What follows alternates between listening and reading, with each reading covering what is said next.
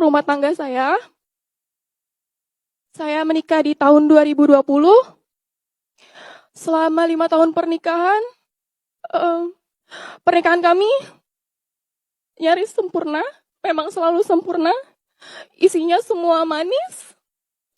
Qadarullah Ustadz. Masalahnya terjadi di 2025. Saya mendapati ujian rumah tangga. Saya mendapati suami saya berselingkuh.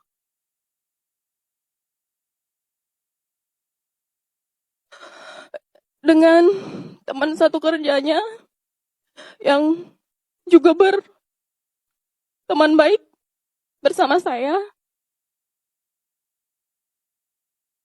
Setelah saya mengetahui semua itu dan suami saya mengiyakan, dia menceritakan yang sebenar-benarnya dan meminta maaf karena hilaf. Rasanya dunia saya hancur, Ustadz. Saya tanya, selama saya jadi istri, apa saya kurang dalam menjadi istri? Saya tanya, tapi dia selalu menjawab, bukan kamu yang salah, tapi saya. Saya yang hilaf, katanya. Pada saat hari itu, saya benar-benar diselumuti emosi yang besar, Ustadz. Saya mengambil tindakan yang gegabah. Saya memposting bukti perselingkuhan suami saya. Sampai yang membuat saya merasa bersalah. Suami saya dan perempuan tersebut akhirnya dipecat dari pekerjaannya.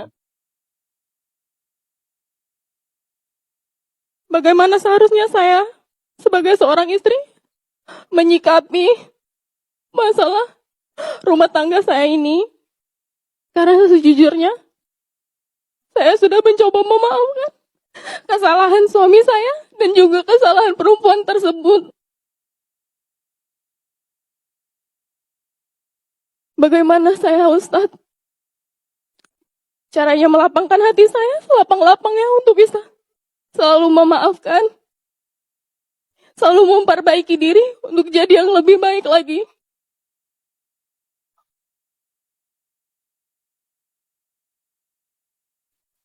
Izin Kak Anita, sekarang dengan suami seperti apa hubungannya? Atau statusnya seperti apa? Kami masih berstatus suami istri, Ustadz. Suami, kami udah pisah rumah sebenarnya dari 1 bulan yang lalu, tapi suami masih mencoba memperbaiki. Setiap hari dia selalu minta maaf. Dia salah, dia hilaf.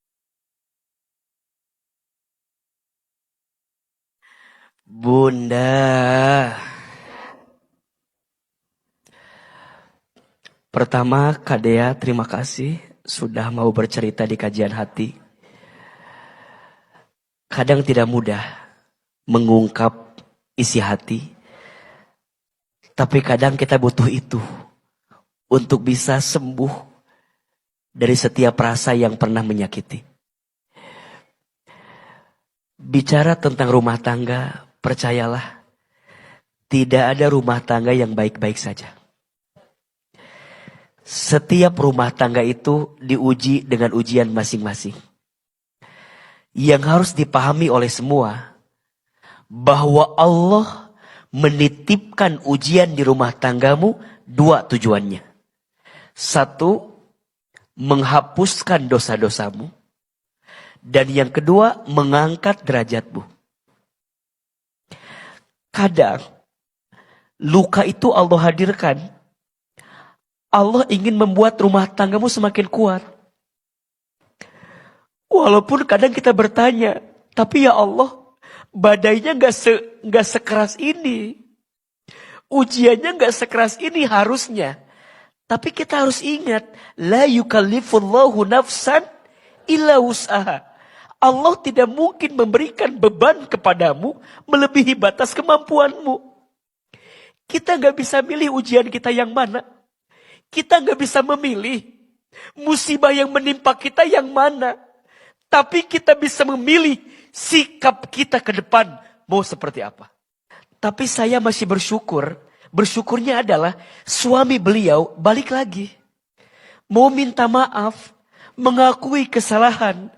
Ada effort, ada usaha untuk memperbaiki. Saya kira itu alasan lisan saya mengucapkan rasanya rumah tangga ini masih bisa dipertahankan. Selama ada kebaikan yang bisa bertumbuh, selama ada rasa maaf yang bisa dihadirkan, percayalah, rasa maaf itu yang akan menguatkan rumah tanggamu nanti, sehingga kamu bisa mengambil hikmah dari semua yang sudah terjadi. Betul tadi kata beliau, aku maafkan kesalahanmu, tapi jangan diulangi lagi.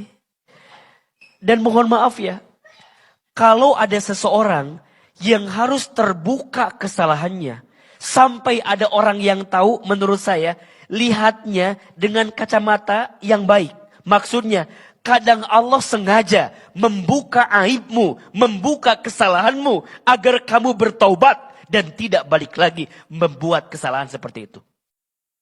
Jangan jadikan perceraian sebagai pilihan pertama saat engkau dihadapkan dengan sesuatu yang tidak baik. Tahan dulu, sabar dulu, karena mempertahankan rumah tangga itu kemuliaan. Menjaga keutuhan rumah tangga itu adalah kebaikan. Bersabar, ikhlas, ridho, dan percayalah hatimu kadang ada yang menggenggamnya, yaitu Allah. Ingat anak-anak, ingat kebaikan suami. Rasanya di balik kesalahan suami ada kebaikan suami yang masih bisa jadi alasan untuk kita mempertahankan semuanya. Ingat-ingat itu agar yang paling hadir di hatimu bukan keburukannya, tapi kebaikannya. Jangan hanya fokus kepada keburukan pasangan, agar kita punya alasan untuk bisa bersama lagi dalam kebaikan. Doa terus, minta terus sama Allah, karena yang bisa mengantarkan kebaikan semuanya hanya siapa? Hanya Allah. Salam buat anak kadya, salam buat orang tua, salam buat suami juga. Ya, semoga Allah bisa menjagamu dalam kebaikan. Amin. Ya Rabbal Alam. Nggak nyangka, Kak. Bener-bener kok bisa gitu. Kok bisa sampai kayak gini. 6 tahun sama-sama manis. Sampai ketahuan juga tetap manis, Kak. Nggak ada yang pernah berubah tuh, nggak ada. Ya udah deh, aku juga kalau nggak maafin makin sakit. Kalau aku maafin suamiku, aku juga harus maafin perbuatan perempuan itu. Karena kalau aku maafin salah satunya aja, sama aja kan. Aku juga sakit terus-terusan.